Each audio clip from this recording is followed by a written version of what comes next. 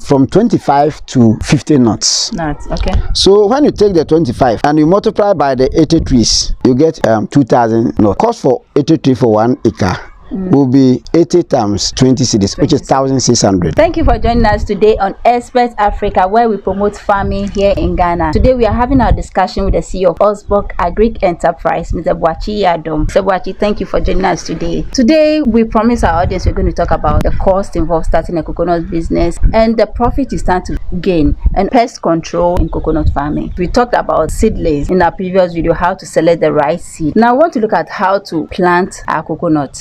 Coconut seedlings, you have to get a healthy seedlings. Okay. When I say a healthy seedlings like this one, the seedlings should be the one is grown too much. Yes, if it's grown too much, in the course of transport, okay, there can be some damage. Okay. So you need to get a healthy seedlings like this one. Okay. So this one is a healthy. It's a hybrid. It's a hybrid. It's not dwarf coconut, but it's a hybrid. Okay. Yes. Once you get your. So this is the one that takes about 4 to 5 years before it starts fruiting. Yeah. Okay. And coconut planting is not like other crop. That's the short-term crops like maize or vegetables. No. This one, you see, the seed is very hard. Okay. The nut is very, very hard. Once it's very hard, it takes a lot of time for water to penetrate. Okay. So anytime you want to plant coconuts, you bury this one half. It's half buried. Okay. As it has been demonstrated in the video. In the video, yes, it's half buried. Yes, that is how coconut is being planted. So when you plant it, how long will it take before you see that it has be able to adapt to the soil? For 2 to 3 months. 2 to 3 months. Yes, please. Okay. So and then we also talk about the planting distance. What's the best planting distance? If you take 80 trees, okay, for 1 acre, the planting distance will be about 750 centimeters by maybe 200 centimeters. Oh, okay. Yes. Okay. 750 centimeters by maybe 200 centimeters. What if you go for 90? Because some people say they use 90. 90 is good. You have to reduce the distance. Yeah, it depends on the quantity of seed that you are planting on a particular field. Okay. If you choose to plant 100, if you choose to plant 60, if you choose to plant even 110, that is your own choice. But the standard one will be 80 trees. Okay. Yeah. Okay. All right. So for the cost of the seedlings, coconut nowadays it sells at our place. That's 20 cedis. 20 cedis per seedlings. 20 cedis per seedling. Yes. Okay. So if you are a commercial farmer and you want to buy about maybe 500,000, 300, then we have a discount for you. Okay. But that is the price, standard price. 20 cedis. Make sure when you contact him, let him know where you are calling from. Just say Expert Africa or Debina directed you to him so that he can give you the discount you deserve. So if you buy 80 trees for 1 acre, meaning that the cost for 80 trees for 1 acre will be 80 times 20 cedis, which is 1,600. 1,600. That is the cost for the seedlings. Okay. Now, and then labor cost. Maybe in some places they correct 100 cedis, some places 150 cedis, some places 120 cedis. So let's take the highest 120 one. Cedis. Yes, for the planting of 1 acre. 1 acre. So let's take the highest one, which is 150 cedis. Okay. Yes. So the labor cost for planting is 150 Ghana. 150 Ghana cedis. Yes. Okay. So we continue. We have a land for coconut farming. So if you are interested, you can let me know. I'll be leaving my contact on the screen in the description section. Just get in touch with me. Then I'll take you through the terms and conditions so that you can start coconut farming in Ghana here. You know, we also talk about fertilizer application in maize farming. Yeah. How do we also apply fertilizer? Do we apply it before we plant or we apply it after we plant? If you have a manual, you can broadcast before you plant. Okay. Because there are some coconut land that is also a plowing land. Okay. For that one, you can do that basal application before. But in any case, the coconut application, manual application is based on top dressing. Okay. And it's quite different from vegetables and all other crops. Because in like maize, you put the manure or MPK maybe 5 centimeters or in between trees. Okay. But for the coconut, as have been demonstrated, you look at the branches, where the branches end, you trace to the down. then you cut round and you apply, because it's assumed that coconut have branches matches with the roots. It has a surface root. Okay. Yes, it has a surface root. So once the branches are going, the roots too are spreading. That is why when you apply manure, it doesn't mean that you have to just put it under the coconut. You will lose a lot of the manure. Okay. And for fertilizer application, NPK, you can apply NPK, but because coconut is a long-term plant, when you use NPK, your cost will exceed your revenue. So at times you use manure. And also, you know, the organic manure. Yes, you use the organic green fat organic manure. Okay. You see the inorganic fertilizer, when you apply it, it takes a short time. Okay. Then it dissolves. But for organic, it takes a long time. About how many months? Organic, even years, not months. Because it releases the nutrients slowly. Okay. And coconut, when you apply manure or application, it must follow suit. If I say it must follow suit, when you plant this coconut, after 3 months, you can start applying manure. But when you apply manure after 3 months, the next 3 months, you can also apply. That's why I said it must follow suit. Okay, if you apply it 6 months, then the next 6 months too, you can apply. If the soil is good and you apply it this year, the next year at the same time, you can also apply it. That's why I said it must follow suit. Oh, okay. Okay, so I got it. So if you look at your pocket first before you decide. Yeah, you decide which type of fertilizer. But we advise that we go organic manure. So after you apply the manure, the next thing I think we talk about is, you know, the cost of the seedlings, you know, the cost of planting, but we have to calculate the cost of the manure. Okay. Yes. So for the manure, you can use 10 bags for 1 acre. 10 bags. Yes, which is equivalent to 1 to 2 kilos per tree. The manure is 25 kilo or 50 kilo. So when it's 25 kilo, two bags is 1 kilo. Yes, and when I say 1 kilo per tree or 2 kilos per tree, you know, when it's 25 kilos, meaning that when you use 1 kilo per tree, that means 125 kilo can apply 25 trees. Okay. Have you seen? Okay. So when you use 50 kilo and the land is not good and you want to go by 2 kilos per tree, meaning that how 2 kilos over what? 50 kilobars. Okay. How many trees can it be applied? And some can even use 5 kilos. In manure, you can use even 5 kilos, but depending on the facility of the land, as I've already said. But in the normal circumstances, when you get your 80 trees per 1 acre, 1 to 2 kilos per tree will be good. All right. So now let's go to the cost of the cost of the manure. Cost of manure. Yes. Now we have the cost of seedlings, which is 1,000 seeds. Labor cost 150. Then the cost of manure 240 per 50 kilos. Okay. So if you buy 10, it's 2,400. And for that one too, it's subject to discount. It's subject to discounts. Yeah. So for the budget sake, if you buy 10, I say it's 2,400. And the labor cost of application, let's pick the same 150 per acre. Yes. Okay. What are some of the weeds that a farmer should look out for? In coconut production, depending on when your farm is located, that is where we can be able to tell the type of weeds, either it's a grass or broadleaves. But in any case, other broadleaves or grass, we have a herbicide that you can use to control the weeds. Okay. What we almost advise is that in coconut farming, it's better you do intercropping.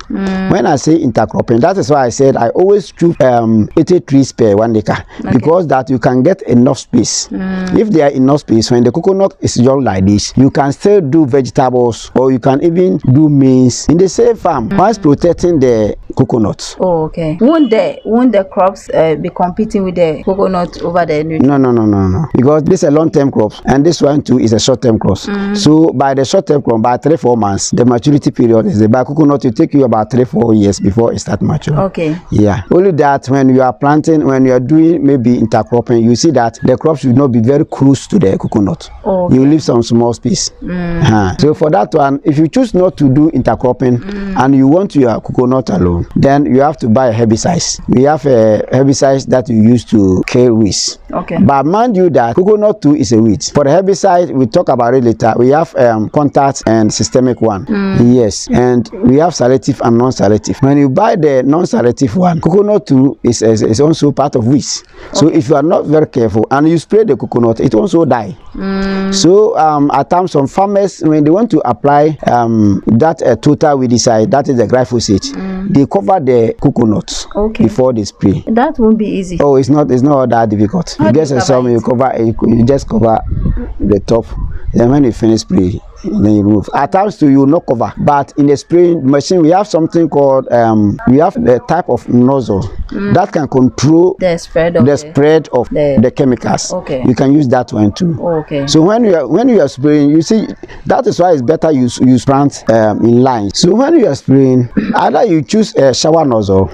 When I say shower nozzle, we have a nozzle that you put on the machine that can control the spread of the chemicals. For that one, you can use that one. And when you are spraying, as soon as you get closer to the coconut, then you turn the nozzle so that it will not spread on the coconut. So we have the way that you can just spray the weed alone, and you have to see that the weed will not grow too much so that you raise the machine up. Yes. So when the weeds are young, it is very difficult. It's very simple to control. Yeah. Before we go to the pest and disease control, because we are dealing with the budget, the cost of the chemicals, we call it post-emergence. Post-emergence means the thing you plant the thing before you do. When you do before, that is pre-emergence. So this one is post-emergence herbicides, and it's around 70 cedis per liter. Yes. So when you buy 2 liters, yeah, it can be okay for 1 acre. And that one is 140 cedis. Yes, that is a herbicide to control the weeds. The weed control will take 140 cedis. And the labor cost will take 100 cedis. 100 cedis. Yes, per sprayer. Yeah. Depending on your location. Depending on your location too. That's very important. Yeah. Now let's go to pest and disease control. Pest and disease control. Pest, that's the most challenge of the pest coconut pest control. We have we have a pest called rhino beetle. Rhino beetle. This rhino beetle. Rhino beetle. They are pests that destroy coconut the most. They can use some few days to destroy the whole farm, and they come in about 4 stages. They start with eggs. Interesting. Yes. Then the eggs, from the eggs, it moves to larva stage. Larva stage. So they can top inside, like this is the coconut. Yes, they can destroy the inside. Larva stage. Then from larva stage, they go to pupa stage before they go to adult stage. When they get to adult stage, the body become hard. They have a very long antenna. And they are very, very dangerous. So how will you be able to identify it? That is why you go to your coconut farm. One, if you're able to control the weeds, you've controlled 40% of the pests. But the weed control is not perfect. That's where the problem lies. And when the site is supposed to be the place that there have been an oil palm plantation before, that place too, that pest can be found there. Or where your farm is located is nearer to a typical forest or some areas that there's no farms. They have not been farming there before. You can also get that pest, but it can be controlled. Yes. How do we control it then? Yeah, we have a chemical that we use to control it. Yes. Then yeah. So if you get, should you use it? Do you apply it when you start experiencing that, or you apply it to avoid it? Prevention is better than cure. So 3 months after planting, if you like, you can spray.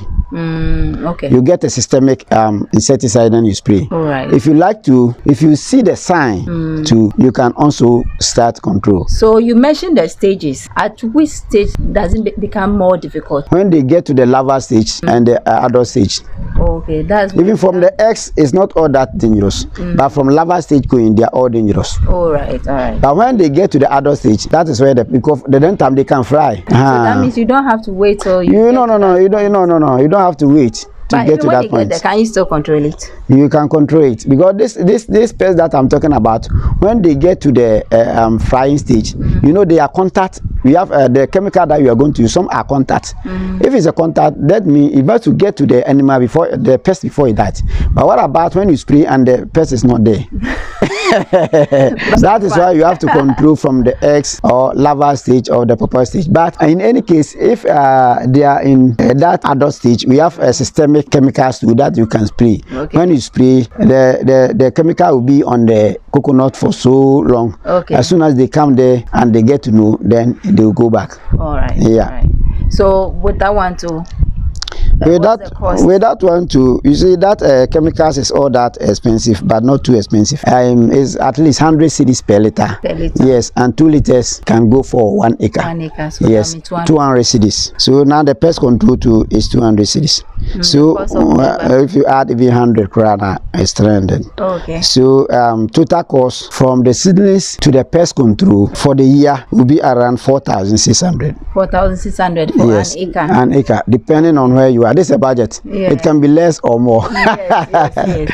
Yeah, so I hope you got it. So from the seedling to the pest control, if you have about 4,600 Ghana cedis, you can be able to use it to take care of 1 acre of coconut. All right, so let's continue. Now, let's go to the fruiting and harvesting. Fruiting and harvesting, you are talking about the revenue. Yes. The interest of being a farmer. That is that is where the interest lies. Yeah. You have something to entice you before you go into the business. What will entice you for the coconut plantation? You will not even talk about the revenue first. When the coconut is matured and you get the first fruit of the coconut, you like it. You just organize your friends. Oh, my friends, today let's go. Let's my farm. You just get one tree, about 25 nuts. You just make justice of it. You'll be very happy. Yeah. Yes. So that's the first thing. But when it comes to the revenue, in coconut production, the first 3 or 4 years, when it's a 3 years in maturity or 4 years in maturity, I mentioned first 3 or 4 years because for the dwarf coconut, by 3 years, you get some fruits. And the hybrid. Like I said, we have a coconut land available for anyone who wants to go into coconut farm. You can get in touch with me. I'll be leaving my contact on the screen in the description section. I'll also be leaving Mr. Boachi's contact on the screen. If there's something that you want him to help you out, you can get in touch with him and he will sort you out. From 4 years going, you get a fruit. So for the first 4 years, it's around 25 to 50 nuts. Okay. Depending on your per tree, depending on your cultural practices, the way you're able to groom the coconut, from 25 to 50 nuts. Okay. So when you take the 25 and you multiply by the 80 trees, you get 2,000 nuts. About 2,000. About 2,000 nuts. Okay. So if every nut, which price is even 3 cedi, you can get 6,000. So that has covered your first cost of 4,600. Right. That's for an acre. Yes. Yes. So if you have 5 acres, you multiply 6,000 by 5. That's 30,000 for the first year. So now let's go to bushfire. No, you've not finished. We are going to the second year. This is the first year. So the second year is likely that you get about 70 to 100 nuts. Okay. Per tree.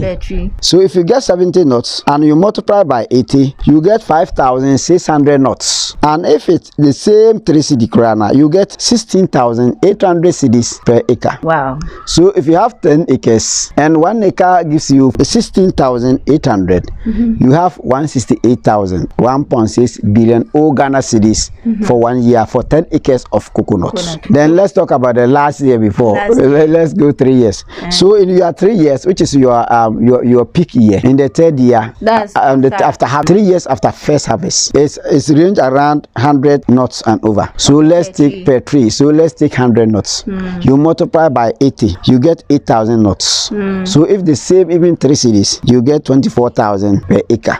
So if you have 10 acres, 240,000 as your revenue per 10 acres of coconut palm. So that is the revenue of coconut farm. So I hope you've calculated that one. Yes. Calculate. I'll finish all the calculation. calculate.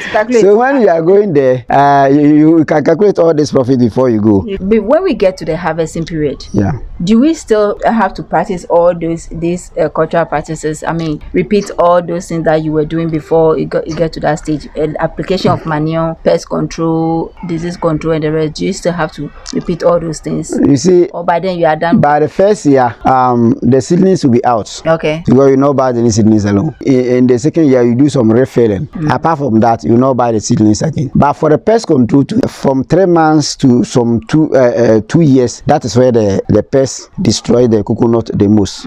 Yes. When you're able to protect it from maturity years going, I don't think the pest control is not all that. Maybe you get a disease called flower abortion. When the coconut flower comes, then the flower will drop. That is where you get a medicine for flower abortion. Okay. That will prevent the flowers so that it can bear more fruits. Apart from that, for pest control to be 50% out. Right. But what you can maintain for long is the weed control. What about the fertilizer application? For the manure application too, you can continue, but when the years going, then you can reduce the quantity of the manure. Yeah. Right. So now let's look at the marketing of coconut. Does it have market? Coconut, the market is there. Okay. How do we get market? Because coconut, you see, coconut has a lot of benefits. Economic benefit, a lot of benefits. All right. Yes. You can sell it fresh. And even if it's about 40-50 acres, you can get buyers for that one. Okay. Yes. And if you want it to be dry, you can use it for oil. And also the market, they have people who process coconut to coconut oil. And it's very expensive. And it's very costly. They are also there. So the market for coconut is not all that difficult. Okay. So how do we get a market? Let's say I have it, it has started fruiting. Do I have to go and look for the people, or they will come to me? One thing about coconut is everywhere there is a coconut farm, there is a market. How we assume there's market. How do you know that there's market? If you go to central region, let me take central region as an example. You are going to Sudru, Asamankese, and so on. If you have coconut, if you have the boys there, that any day they are just roaming about. They are agents. We have agents who also look for coconut farm and sell to their colleagues in Accra or Tema. Okay. Yeah, so they are there. With the harvesting, do they come to? Are there people to do the harvesting, or you have to do the harvesting? They will do the harvesting for you because you cannot pluck. Oh, okay. Yes. Okay, and it doesn't come with any charges. They combine with the cost. Yeah, when they harvest, maybe if it's 5 cedis, they will buy it 4 cedis. Okay. For per nut. Now let's go to risk management. Yeah. How do you make sure you protect your farm or your coconut farm from risk? You see, Ghana, our major challenge nowadays as farmers, apart from bushfire, is this cattle issue. But there are some places that these Fulani people, they are not there. Okay. As a coconut farmer, the best thing that you have to do is a fire belt. Okay. When you say a fire belt, you can live about 1 meter. You do other crops like maybe cassava. You cultivate cassava around the coconuts. Okay. Or any other crop. So that in case there's a bushfire, it will not get to the farm. And also, if you're able to control the weeds, when there's a bushfire, it will be very difficult for the fire to destroy the coconut. Okay. Yes. Okay. So when do you have to do the fire belt? Fire belt, you start around September, October, November, because a bushfire starts around December, January, February. Oh, okay. Okay. So when you start your farming, fire belt September. If you even plant cassava, September, October, you see, then the cassava has grown. Other cassava planted has grown across the farm around the farm, so that when there is a bushfire, the farm will not be destroyed. Thank you so much for joining us today, and thank you so much for the information. I hope you find this video inspiring and captivating. Like I said in the previous video, we have a land for coconut farming, maize farming, and other crops. So if you're interested, you get in touch with me and I will be able to take you through the process one after the other. I'll also be leaving Mr. Boachi's contact on the screen in the description section. If you need him to help you, assist you with any information on agriculture, he'll be able to respond to you and sort you out. My contact will also be on the screen. You can get in touch with me and then we'll talk. If you have any other question for us, let us know that in the comment section, and share this video with friends and family